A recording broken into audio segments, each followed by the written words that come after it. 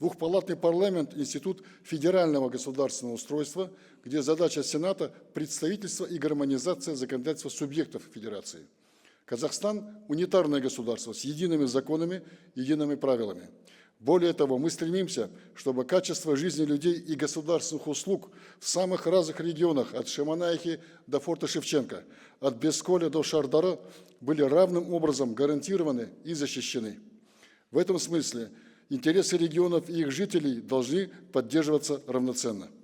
Что касается их представительства в парламенте, то в нем кровно заинтересованы сами политические партии, так как нуждаются в максимальном охвате избирателей.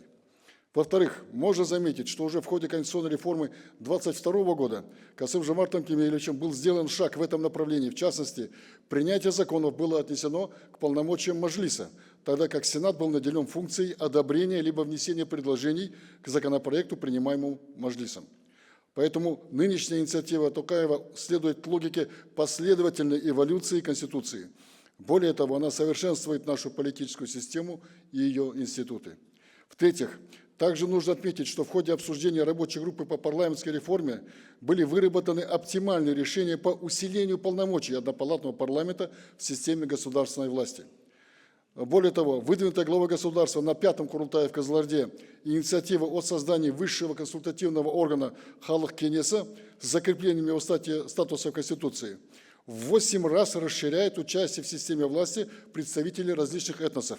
42 представителя вместо 5, согласно формуле Токаева, единство в многообразии. Закрепляет представительство интересов регионов. Обеспечивает мощное вовлечение в политическую систему лидеров гражданского общества, чего раньше вообще не было. Таким образом, в предлагаемой конструкции речь идет не о ликвидации Сената, а о сбалансированном распределении функций при одновременном упрощении и прозрачности, собственно, законотворческого процесса в однопалатном парламенте. В-четвертых, что касается обоснованности перехода к выборам депутатов парламента по партийным спискам, нужно заметить, что эта позиция отражает накопленный международный опыт парламентаризма. Так, пункт 29 доклада Европейской комиссии за демократию, Венецианской комиссии Совета Европы, о роли оппозиции в демократическом парламенте констатирует, цитирую, «При системе пропорционального представительства, то есть по партийным спискам, которая является доминирующей в Европе, оппозиция гораздо лучше представлена в парламентах, чем при мажоритарной системе, то есть при выборах по одномандатным округам.